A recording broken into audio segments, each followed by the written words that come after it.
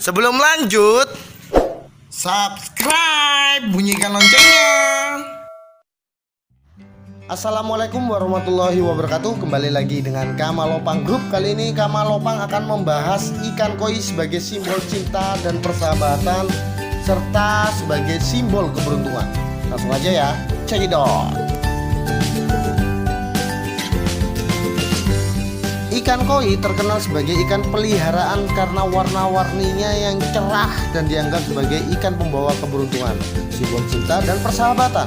Ikan koi masuk ke Indonesia sekitar tahun 1991 ketika Kaisar Jepang bernama Akihito memberi cenderamata puluhan ikan koi ke Presiden Soeharto.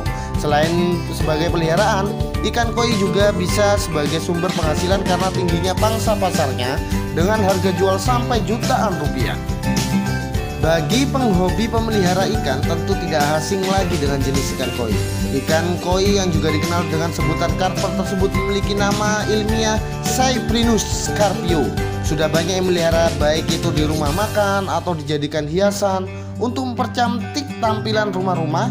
Ada yang ditaruh di dalam akuarium untuk dipajang di ruang tamu, dibuatkan kolam di halaman rumah, atau sebagai pajangan di dalam kamar dan menemani istirahat. Tidak hanya itu, ikan koi juga sering dijumpai di beberapa tempat wisata untuk menambah kesan yang damai dan tentram. Pada umumnya ikan koi sering dijumpai di berbagai tempat. Terlepas dari itu, ikan koi juga bisa menjadi kesenangan tersendiri bagi para penghobi karena pola warnanya yang bermacam-macam. Ikan koi selain dipercaya dapat membawa hoki atau keberuntungan tersendiri bagi penghobi, dalam skala besar dapat juga dijadikan sebagai sumber penghasilan untuk menghidupi kebutuhan keluarga. Bisnis ikan koi selain bisa digunakan untuk mencukupi kebutuhan hidup dalam sehari-hari, hasilnya juga bisa digunakan untuk hal yang lain-lain. Di Jepang, ikan koi dinamakan Nishiki-goi, kurang lebih bermakna ikan berwarna-warni. Di negeri Sakura itu, ikan koi menjadi semacam simbol cinta atau persahabatan. Konon ikan ini berasal dari Persia, lalu dibawa ke Jepang lewat Cina dan Korea, mengalami perkembangan dengan pesat kurang lebih sekitar 160 tahun yang lalu. Di Indonesia ada dua versi sejarah menceritakan masuknya ikan koi. Yang pertama, ikan koi mulai masuk di Indonesia sekitar tahun 1991. Waktu itu ketika Kaisar Jepang bernama Akihito memberi cenderamata puluhan ikan koi ke Presiden Republik Indonesia RI yang kedua. Versi yang kedua dibawa oleh seorang penggemar ikan koi bernama Hani Moniaga pada tahun 1981 sampai 1982. Corak warna dan motif yang dimiliki ikan koi yang beragam, maka tidak heran jika nama ikan yang hidupnya di air tawar ini dibedakan berdasarkan pola, bentuk tubuh, dan corak warnanya. Di antaranya seperti jenis Susui, Tancho, Shiro Utsuri, Matsuba, Ki Utsuri, Kumoryu, Asagi, Sowasan Suku, Taiso Sanke, dan Kohaku, dan lain-lain. Ikan koi merupakan salah satu komoditas ikan hias air tawar yang sampai saat ini masih diakui menjadi salah satu primadona di pasar internasional. Tergolong ikan hias kelompok mahal, selain itu harganya relatif stabil. Adapun Kementerian Kelautan dan Perikanan atau KKP mencatat hingga saat ini jumlah ekspor ikan hias di Indonesia masih yang tertinggi di dunia. Hanya saja KKP merasa secara nilai masih kalah dengan negara tetangga yaitu Singapura. Adapun untuk ekspor, ada 10 negara utama yang menjadi tujuan ekspor ikan hias Indonesia. Di antaranya adalah Cina, Amerika, Jepang, Singapura, United Kingdom, Taiwan, Jerman, Belanda, Korea, dan Perancis. Ikan koi katanya memiliki unsur yang paling dianggap membawa keberuntungan dalam aturan Feng Shui. Ikan koi melambangkan kekayaan, hubungan bahagia, dan nasib baik. Hal yang berkaitan dengan ikan koi bisa kamu aplikasikan mulai dari lukisan hingga langsung memeliharanya di kolam ikan. Ikan koi juga mudah dipelihara karena makannya tidak susah dan mudah menyesuaikan dengan lingkungan. Ikan koi dinilai ikan yang lemah lembut dan jinak. Tidak ada pemimpin dalam kelompok koi dan tidak ada seorang pejantan kasar yang mengganggu koi betina. Sebagai penghuni lama, koi tidak akan menyiksa koi pendatang baru. Ikan koi juga dipercaya sebagai perenang ulung yang legendaris dan bisa berenang melawan arus. Melihat karakteristiknya, tak heran jika ikan ini dilambangkan sebagai kesuksesan karir dan pencapaian yang tinggi. Ada beberapa jenis ikan koi yang cukup mahal dan istimewa. Jenis ikan koi yang pertama adalah ikan koi kohaku. Ikan koi kohaku memiliki warna dasar putih dan corak merah besar di atasnya. Jenis ikan koi kohaku pun dibedakan berdasarkan bentuk corak yang ada di punggungnya. Pertama, maruten yang memiliki dasar putih dan corak bundar di kepala dan punggungnya. Yang kedua adalah nidan yang memiliki dua corak di sepanjang punggungnya. Juga ada inazuma yang hanya memiliki satu corak di sepanjang punggungnya dengan bercak yang berbentuk petir.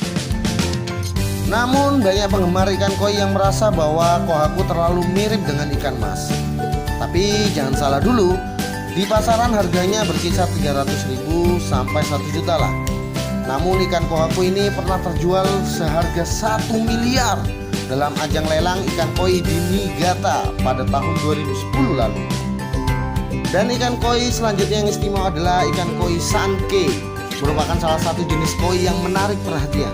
Salah satu jenis ikan koi ini memiliki warna dasar putih yang dikombinasikan dengan pola warna merah dan hitam. Ikan koi sanke dikatakan berkualitas jika ikan ini memiliki pola warna seperti kohaku.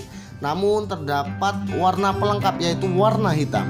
Banyak juga yang bilang bahwa sanke, sekilas sanke ini terlihat hampir mirip dengan kohaku. Yang membedakan keduanya adalah pola warna merah di punggung sanke biasanya dikombinasikan dengan warna hitam.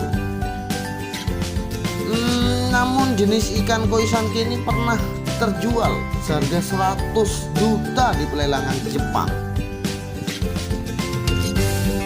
Jenis ikan koi yang ketiga adalah soa. Ini merupakan jenis ikan koi terbaik di antara ikan koi lainnya. Soa termasuk dalam salah satu jenis-jenis ikan koi yang terkenal di kalangan penghobi. Meskipun secara warna ia terlihat mirip dengan sanke, bedanya adalah warna polanya yang berkebalikan dengan sanke, di mana corak soa akan menunjukkan warna putih dan merah menutupi warna dasar hitam.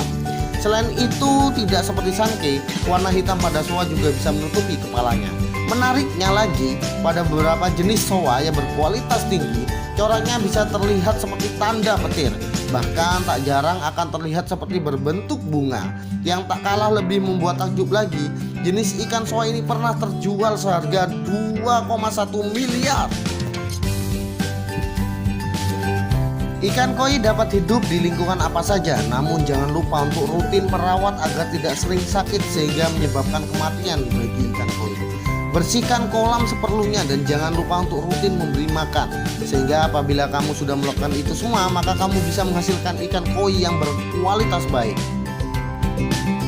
Koi sebenarnya tidaklah harus dipelihara di kolam, bisa saja di bak, akuarium, dan media lainnya. Kalau kamu melihara ikan koi berarti kita ingin menikmati keindahannya. Keindahan itu akan kita nikmati kalau kita melihara di kolam atau melihara di akuarium dan bak dan lainnya. Dalam memelihara koi yang perlu diperhatikan sebenarnya hanyalah menjaga kualitas lingkungan hidup koi itu sendiri. Prinsip memelihara ikan koi sebenarnya tidaklah jauh berbeda dengan prinsip hidup atau kehidupan manusia itu sendiri. Mungkin yang beda manusia hidup di darat sedangkan koi di air. Setelah kita mempunyai ikan koi di satu wadah tertentu, maka hal selanjutnya adalah membuat sistem filtrasi bagi koi.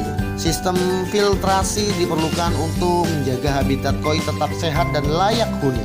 Sistem filtrasi yang terbaik adalah sistem yang sesuai dengan kolam itu sendiri, baik bentuk kolam, letak kolam, sehingga dapat menyaring kotoran-kotoran dan membuat ikan koi dapat hidup dengan baik. Yaps, itu adalah beberapa informasi tentang koi sebagai simbol keberuntungan, cinta, dan persahabatan, dan sedikit cara untuk merawat koi itu sendiri. Semoga informasi ini bermanfaat. Wassalamualaikum warahmatullahi wabarakatuh.